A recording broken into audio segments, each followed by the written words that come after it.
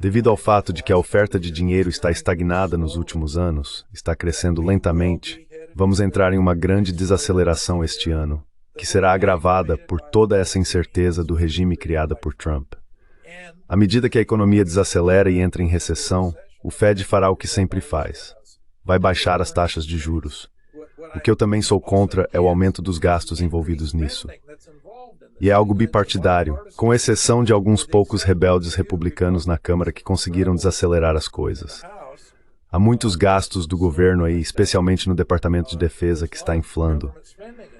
Não entendo por que estamos gastando mais em um Departamento de Defesa superdimensionado, cheio de desperdício, fraude e abuso. É simplesmente um completo desperdício de dinheiro.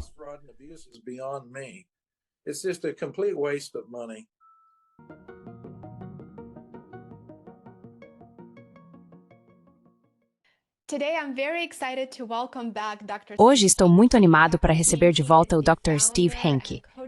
O Dr. Hanke é fundador e co-diretor do Instituto de Economia Aplicada, Saúde Global e Estudos de Empreendimentos Empresariais na Universidade Johns Hopkins. O professor Hanke tem sido um dos meus principais especialistas em economia há muito tempo. Recentemente, ele coescreveu um livro intitulado Making Money Work: How to Rewrite the Rules of Our Financial System. Vou deixar o link do livro na descrição abaixo. Estou ansioso para lê-lo. Professor Hanke, é muito bom vê-lo novamente. Faz tempo demais. Muito obrigado por participar. Bem, de nada, Alan. Esse está em você. Eu assisti à sua participação no evento do Instituto Mises recentemente. Acho que o nome era Conferência de Pesquisa Econômica Austríaca. Você discutiu a importância dos bancos comerciais e das regulamentações bancárias. Enquanto todos estão focados no que o Fed faz ou diz, como você destacou, na verdade você ressaltou que a maior parte do dinheiro é produzida de forma privada pelos bancos comerciais e que a saúde do sistema bancário deveria ser prioridade. Simplificando, os bancos ganham dinheiro criando empréstimos.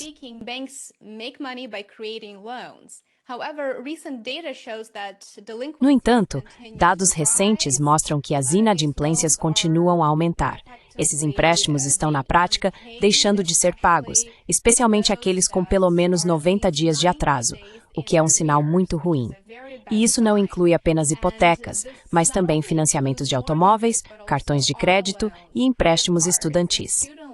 Os credores dos Estados Unidos devem estar se preparando para aumentar as provisões para perdas com empréstimos devido ao crescimento dessa dívida não paga que carregam em seus balanços. E isso é um sinal de alerta considerável. Quão seguro está o sistema bancário dos Estados Unidos agora e no futuro próximo? Qual é a sua avaliação?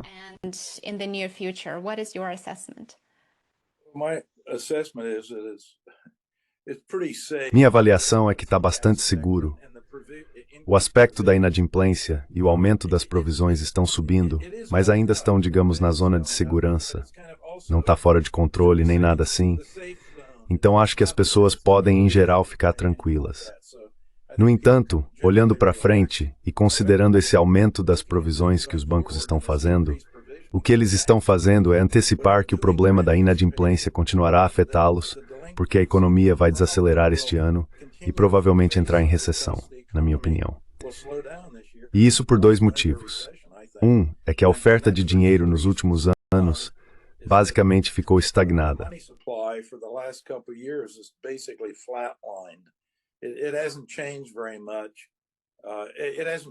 Não mudou muito. Na verdade, não mudou nada desde o verão de 2022. Agora trata-se do estoque de dinheiro em circulação entre o público não bancário, o dinheiro que as pessoas possuem e podem gastar, o poder de fogo que elas têm. Está praticamente igual ao que era no verão de 2022. E a taxa de crescimento da oferta de dinheiro, medida de forma ampla pelo que chamamos de M2, está crescendo a um ritmo bastante fraco, cerca de 4% ao ano. E esse número, segundo Hanke, uma taxa consistente com métricas de 2% da Fed, é de cerca de 6%. Portanto, o estoque está estagnado e iria estar stress da oferta intensa, a meta de inflação de 2%. inflation target of 2%. So as a result, I'm not surprised that what? Portanto, não me surpreende que a inflação tenha caído e agora esteja em 2,3% nos Estados Unidos e que continue a cair. A economia vai desacelerar porque o que acontece com as mudanças na oferta de dinheiro, com um certo atraso, é que isso começa a afetar a taxa real de crescimento da economia e a taxa de inflação. Se você somar a taxa real de crescimento da economia e a taxa de inflação, é claro, isso é igual ao Produto Nacional Bruto Nominal. Então, vejo essa desaceleração, o crescimento anêmico da oferta de dinheiro, como um dos fatores por trás da recessão e desaceleração antecipadas que estou prevendo, além da contínua desaceleração da inflação.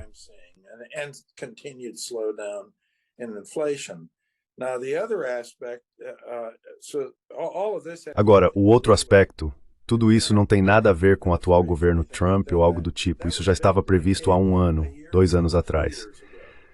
Mas o que não estava previsto é muito do que eu chamo de incerteza de regime. Incerteza de regime é quando você tem muitas mudanças significativas ocorrendo nas regras do jogo e na economia. Se todas essas coisas estão mudando ao mesmo tempo, basicamente está sinalizando que todo o regime está mudando. O jogo está mudando. E como resultado dessa incerteza de regime, temos tarifas. Ninguém sabe exatamente o que está acontecendo com as tarifas. Ninguém sabe exatamente o que está acontecendo com o orçamento.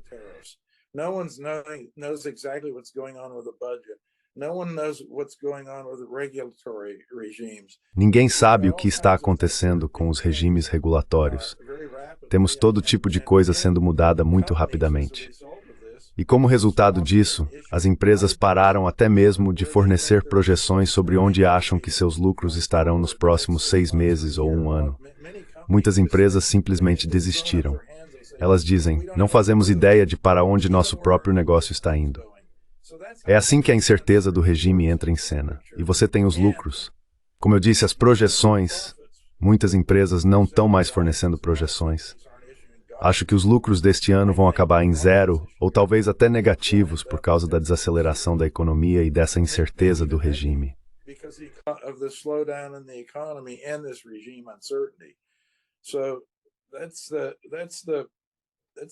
Então esse é o panorama geral, digamos assim. Você começou perguntando sobre o setor bancário. Bem, o setor bancário entra nisso porque os bancos comerciais produzem cerca de 80% do dinheiro em circulação, medido pelo M2.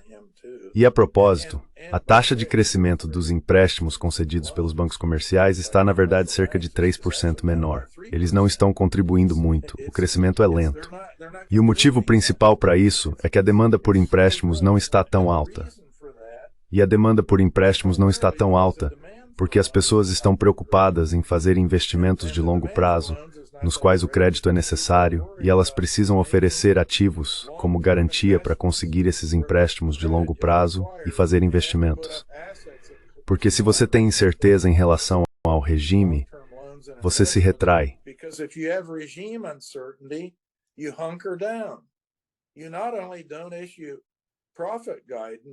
Você não apenas deixa de emitir orientações de lucro e de ganhos, como também para de investir. E, aliás, esse foi um grande fator que agravou a Grande Depressão de 1929 a 1933. Franklin Delano Roosevelt assumiu, veio o New Deal, eles estavam mudando tudo, assim como Trump tentou fazer, mas com o New Deal. Havia uma enorme incerteza em relação ao regime, e o investimento realmente foi a 0, e nunca se recuperou até pouco antes do início da Segunda Guerra Mundial. Então tivemos uma grande parte da economia, um longo período de tempo em que não houve investimento na economia. E isso resultou na Grande Depressão, se arrastando por muito mais tempo do que teria acontecido de outra forma.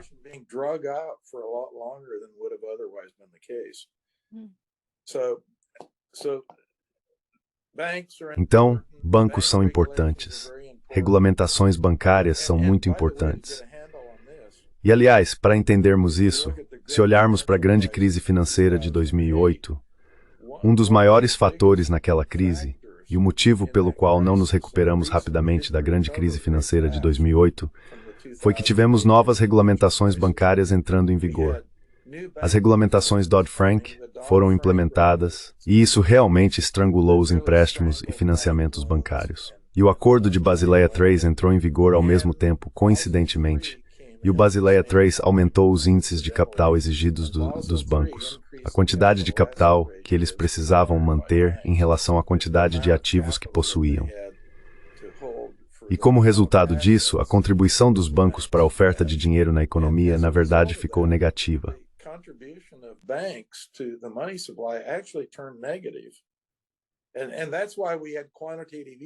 E é por isso que tivemos o afrouxamento quantitativo. Em outras palavras, tivemos a grande crise financeira. Então, Washington DC, em toda a sua sabedoria, assumiu incorretamente que os bancos eram os vilões e que os banqueiros eram maus e que era preciso regulá-los de forma mais rigorosa. Então veio Dodd-Frank, que colocou uma corda no pescoço dos bancos, e os bancos, claro, reduziram o ritmo de concessão de empréstimos como resultado. E ao mesmo tempo houve, a partir de Basel, na Suíça, o aumento das exigências de índices de capital, o que significou que os bancos ficaram ainda mais restritos e o crédito bancário simplesmente secou. Ficou negativo. Eles não estavam renovando empréstimos, não estavam renovando linhas de crédito, não estavam concedendo novos empréstimos.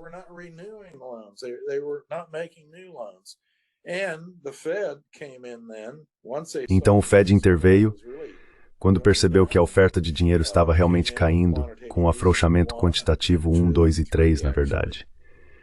Então, regulamentações bancárias, a maioria das pessoas não presta atenção à regulamentação bancária. Elas não dão atenção às regras dos bancos. E isso é realmente o elefante na sala, porque os bancos comerciais são o elefante na sala, não o Fed. Todo mundo olha e pensa, o que o Fed vai fazer com a taxa de juros dos fundos federais? Onde o Fed vai definir as taxas de juros? E embora isso seja significativo, não é o mais importante. O mais importante é como os bancos estão sendo regulados e como estão gerando empréstimos.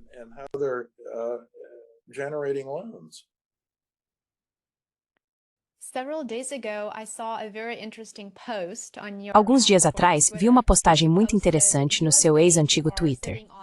Você publicou que os bancos dos Disneyland estão sentados sobre 500 bilhões de dólares em perdas não realizadas em títulos de investimento. E se as taxas continuarem altas, você disse, e os inadimplentes continuarem aumentando, os bancos dos Disneyland podem ter problemas. Achei isso muito interessante porque, como ex-auditor financeiro, posso dizer que chega um momento em que os bancos não terão escolha, a não ser reconhecer essas perdas ou parte delas, se for mais provável do que não que eles não conseguirão recuperá-las em um período razoável de tempo. Dado o tempo que os bancos comerciais vêm acumulando essas perdas não realizadas, é possível que eles tenham que reconhecer parte dessa perda em um futuro próximo. Qual seria a sua avaliação das ameaças à economia dos Estados Unidos associadas aos 500 bilhões de dólares em perdas não realizadas nos balanços dos bancos?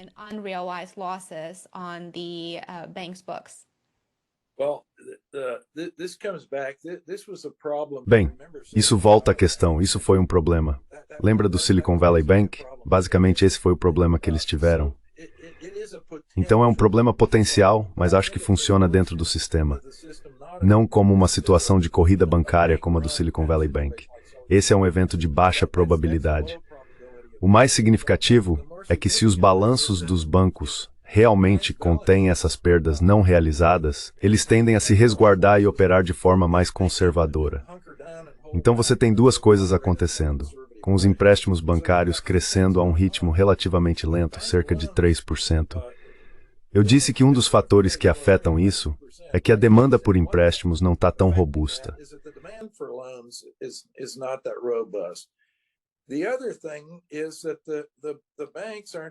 Outra questão é que os bancos não estão tão dispostos a conceder empréstimos, e isso se deve à situação de seus balanços. Então é sempre uma questão de oferta e demanda. Existe um aspecto de demanda, mas também há um aspecto de oferta. Já mencionamos alguns pontos relacionados à oferta. Um deles é o aumento da inadimplência e das provisões dos bancos, o que aparece nos balanços deles.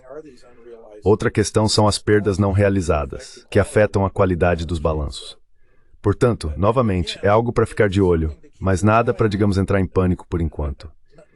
Apenas continue acompanhando. Yeah, you keep your eye on it. Como você mencionou, os reguladores bancários estão claramente no comando e há várias novas regulamentações sobre as quais eu gostaria de saber sua opinião. Temos o Basel III, que entra em vigor em 1º de julho de 2025, e há um novo índice suplementar de alavancagem que mencionamos brevemente antes de começarmos a gravar. Que efeito você prevê que essas novas regulamentações terão sobre o sistema bancário dos Estados Unidos?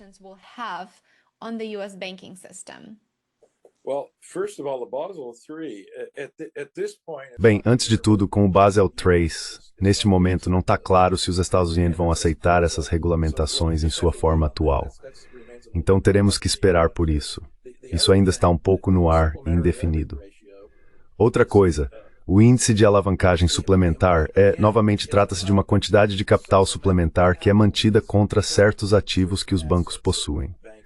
E há conversas no governo Trump de que eles vão remover esse índice de alavancagem suplementar. Se isso acontecer, isso aumentaria a oferta de empréstimos. Então isso seria positivo para o lado da oferta, digamos assim, em um diagrama de oferta e demanda, e deslocaria a curva de oferta um pouco para a direita. De qualquer forma, e aliás, os bancos têm feito um lobby muito forte para remover esse índice de alavancagem suplementar. E parece que eles vão conseguir fazer isso, o que eu pessoalmente acho que seria, eu sou totalmente a favor, acabar com ele.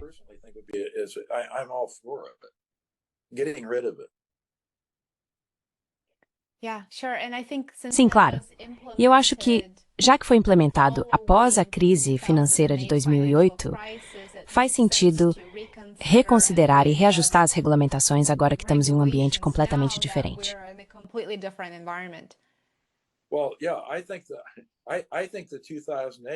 Bem, sim. Eu acho que as regulamentações de 2008 foram um mau negócio e inadequadas desde o início. Portanto, na medida em que você está desfazendo coisas que foram implementadas como resultado da grande crise financeira, isso é algo bom, não ruim. Eu fui totalmente contra o aumento dos índices de capital.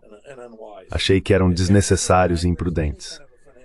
Toda vez que há algum tipo de crise financeira, os gênios de Washington, Basel e todos os reguladores recorrem sempre à mesma coisa: aumentar os índices de capital.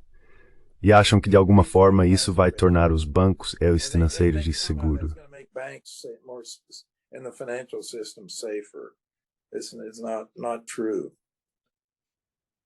Isso não é verdade.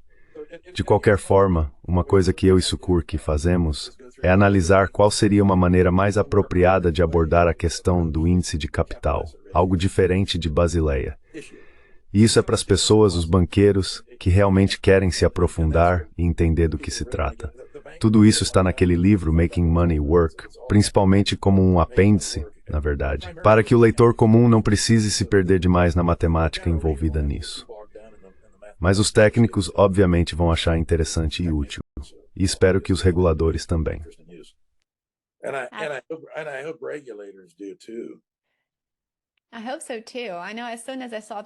Eu também espero que sim. Assim que vi o livro, pensei, esse vai para o topo da minha lista de leitura, justamente porque há tanta coisa acontecendo no setor financeiro. E como tenho muita experiência auditando bancos, é claro que estou muito interessado em ler seu livro e realmente obter uma perspectiva alternativa sobre como essas regulamentações e como o arcabouço podem ser revisados e reestruturados para torná-los mais eficientes e eficazes, e realmente fazê-los funcionar, em vez de simplesmente permanecerem na situação um tanto quebrada em que se encontram agora.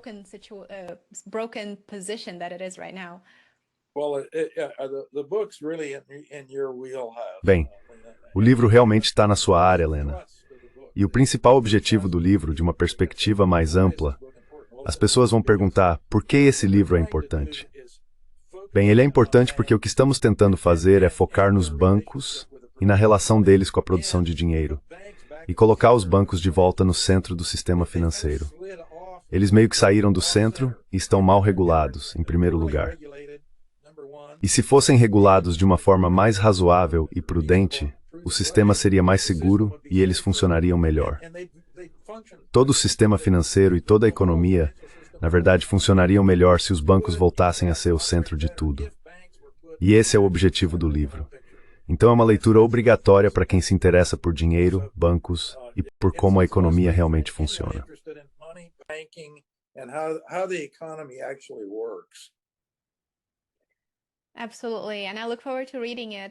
Com certeza. E estou ansioso para ler e, quem sabe, convidá-lo de volta para uma resenha do livro. Dr. Hanke, há uma postagem muito interessante que Donald Trump fez ontem. E mais uma vez ele parece insistir na ideia de que o presidente do Fed, Powell, deve cortar as taxas de juros. Isso, claro, afetaria os bancos, porque se as taxas forem reduzidas, os portfólios de títulos deles seriam impactados. Quão provável é que Powell realmente reduza as taxas agora, considerando que as tarifas estão na prática suspensas por um período muito curto, apenas 90 dias, enquanto os Estados Unidos e a China tentam encontrar um terreno comum? Além disso, o efeito dessas tarifas, caso sejam retomadas, provavelmente é bastante desconhecido e negativo. Qual a probabilidade de Powell dizer: ok, vou cortar as taxas como você está me pedindo?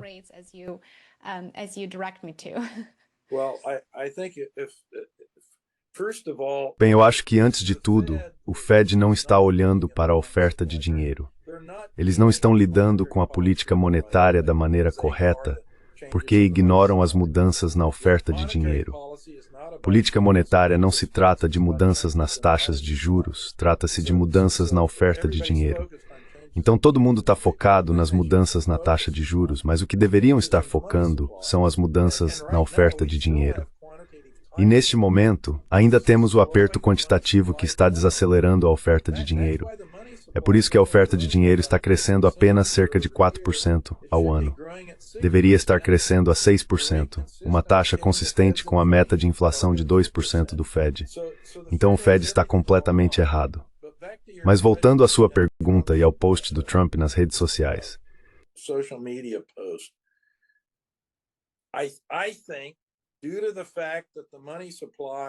Acho que devido ao fato de que a oferta de dinheiro está estagnada nos últimos anos, está crescendo lentamente, vamos entrar em uma grande desaceleração este ano, que será agravada por toda essa incerteza de regime criada pelo Trump.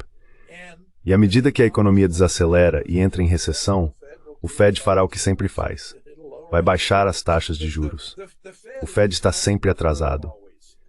Eles não estão observando as mudanças na oferta de dinheiro, então não antecipam o que vai acontecer com a inflação, nem o que vai acontecer com a taxa de crescimento real da economia. Basicamente, eles estão voando às cegas, sem olhar para o que realmente importa. Mas quando perceberem que a economia está desacelerando e que o mercado de trabalho está se deteriorando, vão baixar as taxas de juros.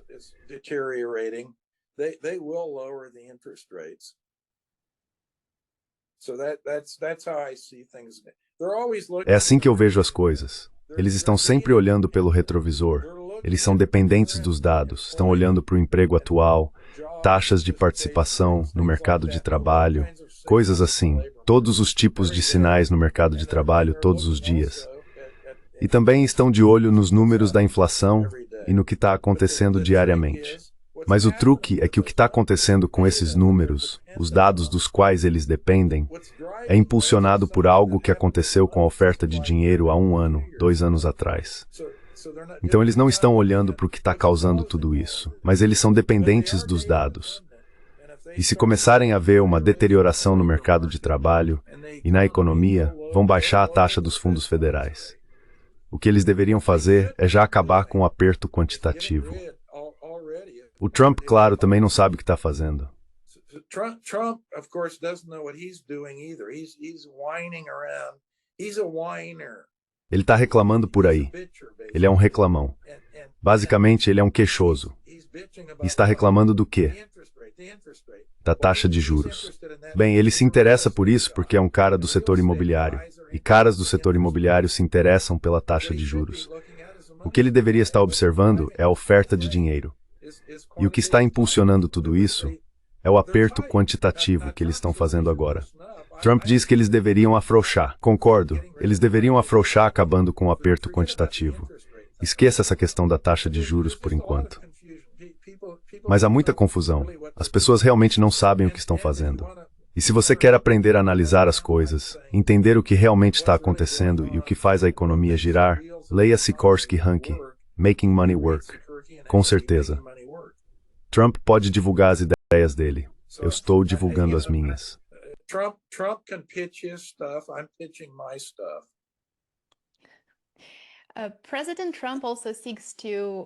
O presidente Trump também busca equilibrar o déficit comercial dos Estados Unidos. E isso meio que remete ao que você mencionou anteriormente na conversa, quando disse que há muita incerteza em relação às políticas.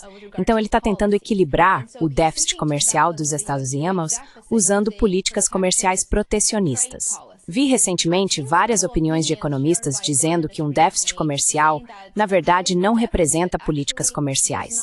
Na verdade, é uma função de gastos e produção. Existe realmente a necessidade de equilibrar o déficit comercial dos Estados Unidos neste momento?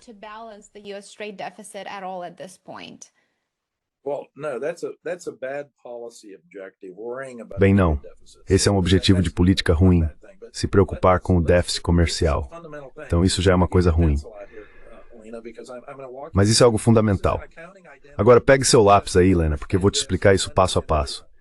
Isso é uma identidade contábil, e se as pessoas entenderem isso, vão entender tudo. Vamos olhar para as contas nacionais de renda do final do ano de 2024, só para simplificar. E tudo que estou fazendo está em bilhões. Então, o primeiro número para anotar é 29.185. Esse é o PIB. Foi um pouco mais de 29 trilhões de dólares. 29.185. Agora você aprende em princípios de economia a identidade contábil mais básica, que é consumo, mais investimento, mais gasto do governo, mais a conta comercial igual ao PIB. É C, mais I, mais G, mais X igual ao PIB. Então o que é isso?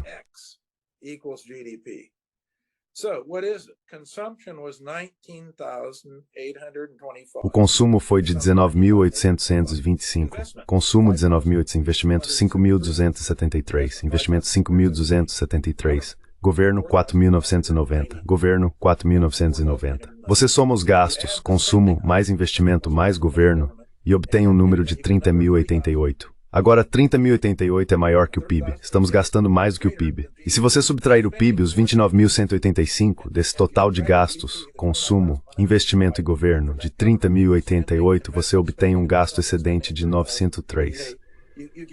Qual é o déficit comercial? É 903.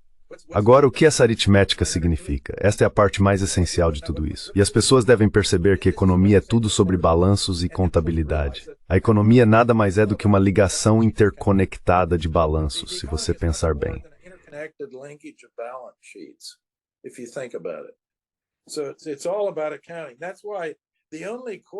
Então tudo se resume à contabilidade. É por isso que o único curso, aliás, que exijo que os alunos façam antes de entrarem nas minhas aulas de economia é contabilidade. Não há nada mais importante do que um balanço patrimonial. Como auditora, você deve valorizar muito isso, Lena. Agora, o que tudo isso significa? O que esses números significam? Significa que, ao contrário do que a propaganda do Trump nos diz e do que muitas pessoas acreditam, os estrangeiros não estão criando déficit comercial. Os estrangeiros não estão explorando os Estados Unidos. O déficit comercial é criado pelos americanos. Os americanos estão gastando mais do que o Produto Nacional Bruto, e para compensar essa diferença, precisamos ter um déficit comercial.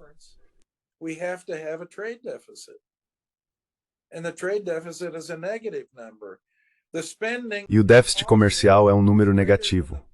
Os gastos são positivos. Eles são maiores do que esse número positivo do PIB.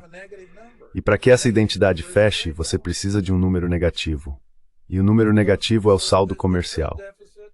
Então o déficit comercial acaba sendo, em primeiro lugar, uma variável de política irrelevante a qual ninguém deveria dar muita atenção nos Estados Unidos. Não deveriam fazer tanto alarde sobre isso, porque, na verdade, ele é produzido pelos próprios americanos. E é bom para os americanos porque, por quê? Nós podemos financiá-lo com muita facilidade. Porque o que fazemos? Como financiamos isso? Exportamos um excedente de ativos americanos, títulos, ações. Os estrangeiros compram esses ativos.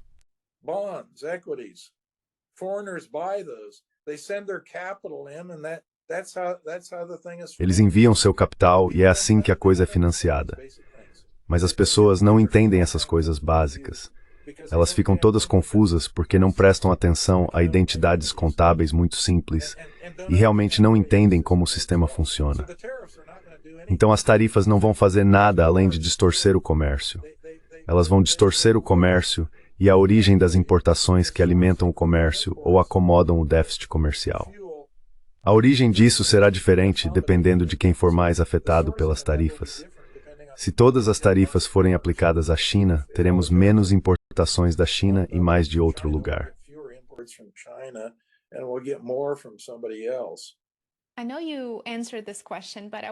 Eu sei que você já respondeu essa pergunta, mas quero abordá-la de uma perspectiva diferente, porque recebo muitos comentários quando posto um vídeo sobre tarifas.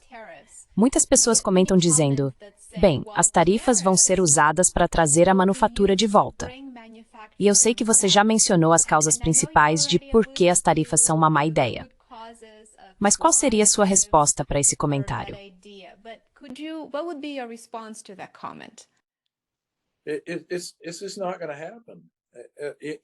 Isso não vai acontecer. Sabe, toda vez que um presidente é questionado sobre isso... Recentemente li um post interessante do professor Krugman no Substack dele e o Krugman explicou o motivo. Krugman, claro, é um democrata de centro-esquerda. Ele é economista, ganhador do Nobel, um economista muito famoso. E ele está falando sobre comércio, que é justamente a área pela qual recebeu o prêmio Nobel. Então ele sabe do que está falando. Ele basicamente explica o que estou te dizendo. Ele explicou de uma forma um pouco diferente, mas são as mesmas identidades. Ele entra nas identidades, ele passa por tudo isso.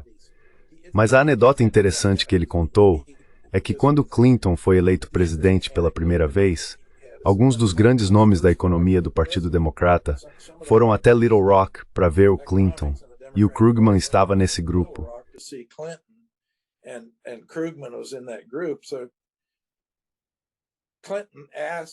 Então Clinton fez ao Krugman exatamente a pergunta que você me fez. Foi exatamente a mesma pergunta. E Krugman deu a ele exatamente a resposta certa. Ele disse, não se preocupe com isso. Você não vai trazer de volta a manufatura como era na Segunda Guerra Mundial ou em qualquer passado distante que queira considerar. As coisas estão mudando. E as coisas estão mudando assim como mudaram com a agricultura. No início do século XX, em 1900, a maioria das pessoas trabalhava na agricultura, nas fazendas. Agora, quase ninguém trabalha. Mas a produção agrícola está em alta. E como isso é possível? Bem, isso é possível porque a agricultura se tornou muito produtiva. Cada pessoa trabalhando em uma fazenda hoje produz muito mais do que alguém em 1900, ou até mesmo do que quando eu era garoto, trabalhando nas fazendas nos anos 1950. Even when I was a boy working on the farms in the 1950s. Now, if you go out to Iowa, where I grew up... Agora, se você for para Iowa, onde eu cresci, você não vai acreditar. Quero dizer, você vê esses tratores enormes. Tudo é computadorizado, tudo funciona com GPS e outras tecnologias. É outro mundo. Isso não existia quando eu era menino. Ou pegue meu pai como exemplo. Meu pai, que nasceu em 1919, claro, cresceu na fazenda. Ele me contava histórias de como eles colhiam milho à mão. Eles nem tinham colheitadeira de milho. Usavam cavalos puxando uma carroça e os caras colhiam milho à mão. Bem, quando chegou a minha vez, já existiam colheitadeiras de milho, colheitadeiras de 4 linhas, muito mais produtivas e assim por diante.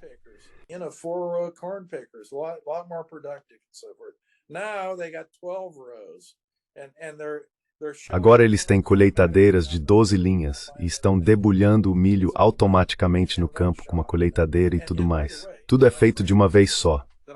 E aliás, meus amigos, com quem cresci, isso é muito intensivo em capital. Você não tem muitas pessoas, mas tem muito capital. E essas colheitadeiras de 12 linhas custam mais de $1 milhão cada uma. Isso é coisa grande. Então isso é manufatura. E como essa história agrícola se relaciona com a manufatura? Bem, nossa produção manufatureira aumenta, a produção aumenta, o valor da produção aumenta, mas o número de trabalhadores na manufatura diminui. Por quê? Porque a produtividade aumenta, a automação aumenta, mais robôs. O jogo todo está mudando dinamicamente o tempo todo.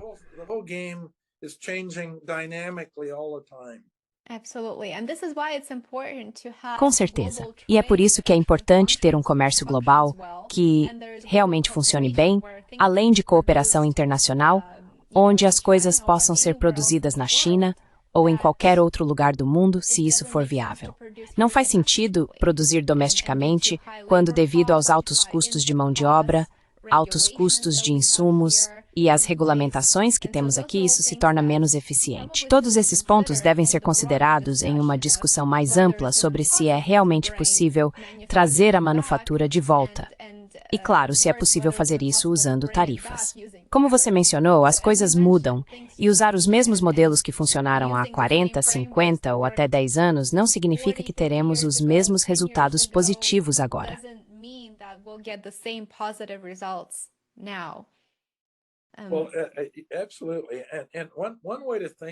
Bem, absolutamente. E uma maneira de pensar sobre isso. Muitas pessoas acham que economistas, se você ler um livro de economia, sempre vão ter uma frase lá, ganhos do comércio. Bem, isso pode ser tanto domesticamente, entre você e eu trocando algo, Lena, quanto internacionalmente, entre um americano e um operador chinês. Então não são os países, aliás, que comercializam entre si. São indivíduos e empresas que negociam entre si. Agora, o que são os ganhos do comércio? Vamos usar um exemplo simples. Calma, que eu having Orstol break. E eu comprando. E quais são os ganhos do comércio?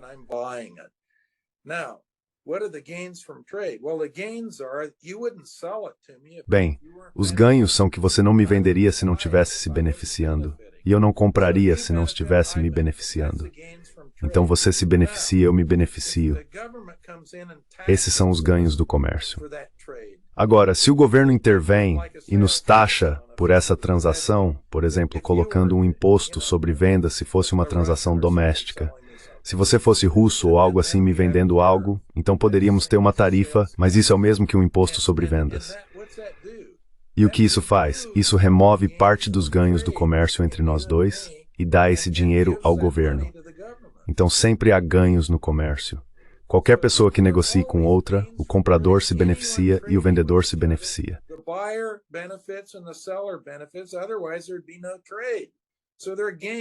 Caso contrário, não haveria comércio. Então existem ganhos. E uma vez que o governo intervém, ele pode fazer isso. Se for um comércio doméstico, pode ser feito com um imposto sobre vendas ou um imposto especial, algum tipo de imposto interno. Ou se for um comprador e vendedor estrangeiros, então entram as tarifas. Ou eles podem fazer outras coisas. Podem impor barreiras não tarifárias, ou podem estabelecer cotas e dizer, Lena e Hank, vocês só podem negociar, mas em um número limitado. Vocês podem negociar livremente 10 unidades, mas se forem para 11, entra a cota e vocês não podem negociar 11. É isso que uma cota faz.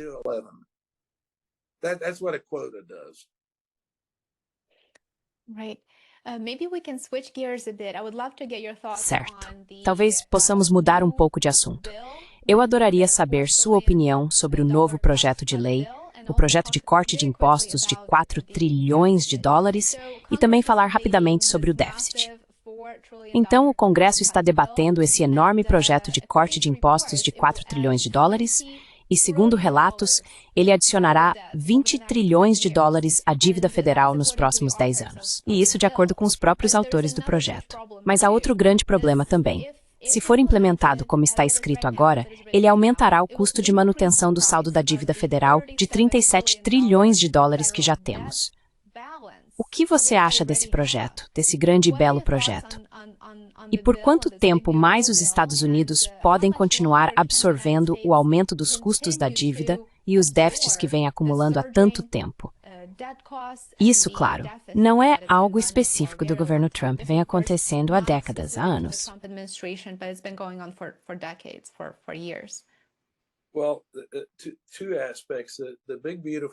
Bem, 2 aspectos.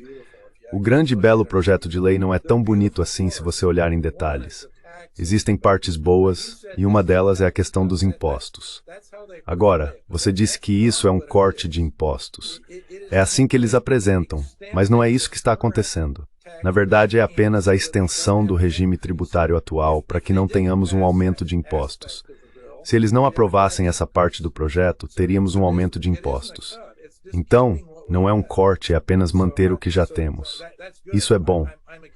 Eu sou contra o aumento de impostos. Também sou contra o aumento de gastos que está envolvido nisso. E é uma questão bipartidária, com exceção de alguns poucos republicanos rebeldes na Câmara que atrasaram o processo.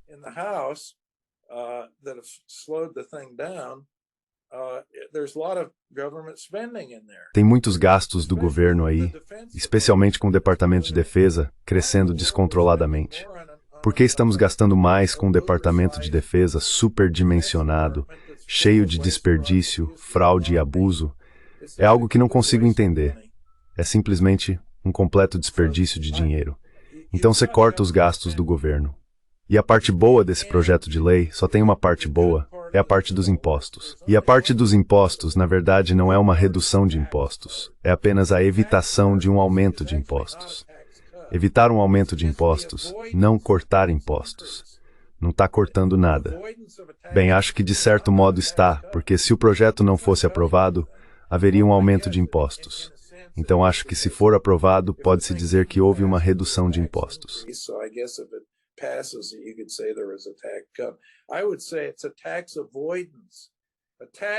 Eu diria que é um componente para evitar aumento de impostos. Essa é a parte boa do projeto de lei. Mas os gastos do governo estão totalmente fora de controle. E os republicanos são tão ruins quanto os democratas. Isso é uma questão bipartidária. Essas pessoas em Washington são completamente irresponsáveis, gastando como marinheiros bêbados com tudo o que existe. Por que você acha que temos tantos lobistas? O setor que mais cresce nos Estados Unidos são os lobistas em Washington. Pelo que eles fazem lobby? Por mais gastos. Por que você acha que o complexo industrial militar está crescendo tanto e está tão saudável? Eles são muito eficazes por causa da gordura que está indo para o Departamento de Defesa.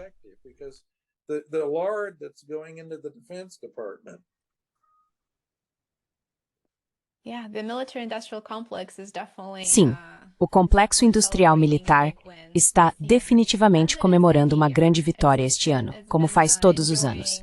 Ele vem desfrutando de bilhões de dólares em pedidos acumulados, já que as encomendas continuam chegando. E, como você disse, mais políticas influenciadas por lobby estão sendo implementadas daqui para frente, infelizmente.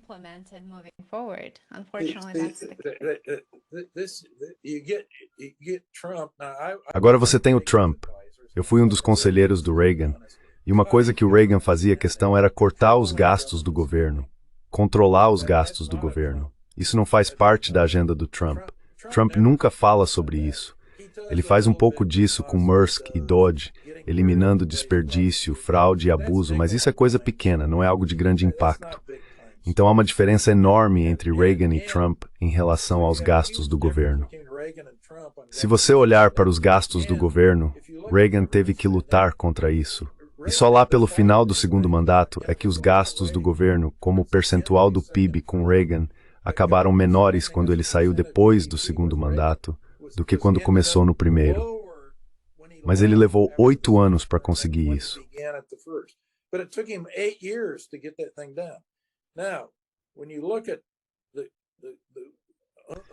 Agora, quando você olha para o único presidente, bem, Eisenhower é ou menos a mesma coisa que Reagan. Então você tem 2 republicanos que assumiram e conseguiram reduzir um pouco os gastos do governo como percentual do PIB quando saíram, em comparação a quando entraram. Agora, quem realmente apertou o cinto? Clinton. Clinton realmente reduziu os gastos do governo. Era muito menor no final dos 2 mandatos de Clinton do que no início. E um dos motivos para isso foi o Departamento de Defesa. Tivemos o chamado dividendo da paz. Quando a Guerra Fria terminou, foi sob Clinton, e foi aí que isso realmente aconteceu. Nos anos 1990, claro, em 1989, a União Soviética chegou ao fim, e o dividendo da paz entrou em ação. Então houve uma enorme economia acontecendo no Departamento de Defesa.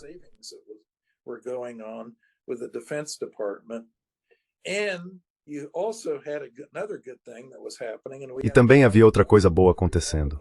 Tínhamos um governo dividido. Os republicanos controlavam o Congresso e os democratas estavam na Casa Branca. E havia 2 caras inteligentes em confronto. Tínhamos Newt Gingrich na Câmara, ele era o presidente da Câmara, e o presidente Clinton. E qual foi o resultado disso? Controle dos gastos do governo. Os gastos do governo foram controlados. E Clinton foi realmente inteligente o suficiente, no final das contas, para perceber. Ele começou com muitas ideias grandiosas sobre como iria gastar muito dinheiro. Lembre-se, a Hillary o incentivou com essa política nacional de saúde e tudo mais. Ele rapidamente recuou disso quando percebeu que enfrentava um verdadeiro tigre em Newt Gingrich no Congresso e percebeu que não iria a lugar nenhum com aquilo.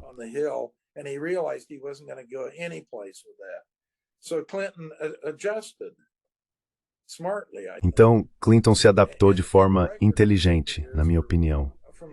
E o histórico dos anos Clinton, do ponto de vista do controle fiscal, foi muito melhor do que o de qualquer presidente do pós-Segunda Guerra Mundial, de longe. Lembre-se, nos 2 últimos anos do segundo mandato de Clinton, ele estava realmente gerando superávites. Não estávamos falando dos déficits que você mencionou, Lena, quando começou a me fazer a pergunta. Ele estava realmente gerando superávites. E os vigilantes dos títulos, aliás, no mercado de títulos, estavam preocupados. Eles diziam: o que vamos fazer? O governo federal não vai mais vender títulos do Tesouro. O mercado de títulos vai desaparecer. Então, muita coisa mudou. Mas as pessoas precisam lembrar da história.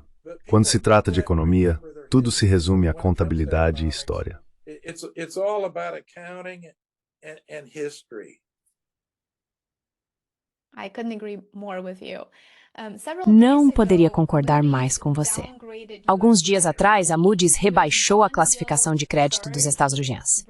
Os rendimentos dos títulos americanos dispararam, chegando a ultrapassar brevemente 5%, se não me engano. As taxas de juros voltaram aos níveis mais altos em décadas e a incerteza aumentou, e continua aumentando. O interessante é que os rendimentos dos títulos de 40 anos do Japão também atingiram o maior patamar em mais de 20 anos. O primeiro-ministro do Japão, Ishiba, classificou a situação, abre aspas, como pior do que a da Grécia. No entanto, o mercado de ações pareceu se recuperar relativamente rápido. Quão preocupados devemos ficar após o rebaixamento e a movimentação dos rendimentos dos títulos?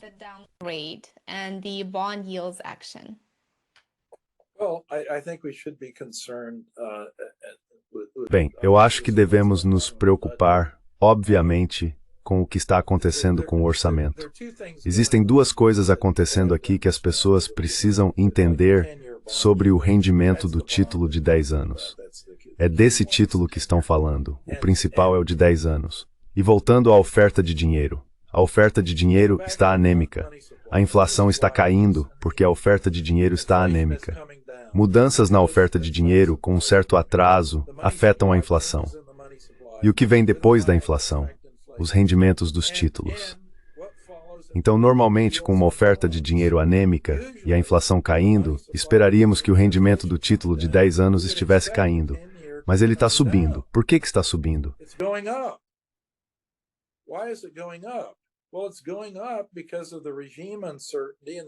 Bem, está subindo por causa da incerteza do regime e dessas preocupações fiscais. Então, há 2 coisas separadas acontecendo aqui. Além disso, muita gente as expectativas de inflação tão elevadas porque pensam que as tarifas vão aumentar a inflação. Não. O que muda é a oferta de dinheiro, e a oferta de dinheiro afeta a inflação. Tarifas não.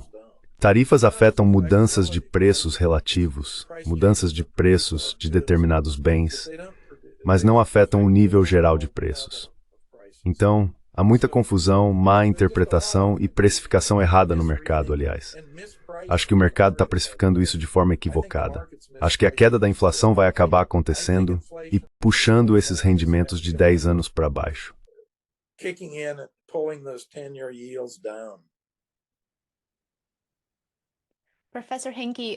Professor Hanke, muito obrigado por participar hoje e por uma conversa tão interessante. É sempre um prazer ter a oportunidade de conversar com você. Estou ansioso para ler seu novo livro e analisá-lo com você aqui no meu canal em breve. Vai ser ótimo, Lento, estar com você. Obrigado. Watson.